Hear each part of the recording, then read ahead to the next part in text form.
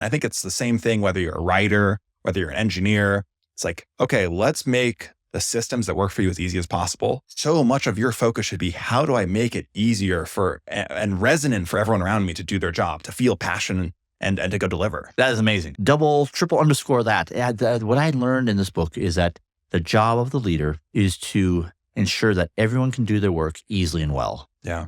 And you can thoroughly screw that up by, not having enough time slack in the system, because that means you're not slowifying. Every mistake is being made in production when you can't learn. Or you've organized a system so that, no one can move a couch together. Yeah. Or maybe to get things done, you have to open up tickets with 35 different teams.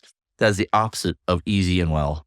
Or if you create a system that somehow suppresses or extinguishes entirely important signals, not like weak failure signals, right? As opposed to amplifying them and acting on them directly. So I found that to be very satisfying. I love the way you phrase that.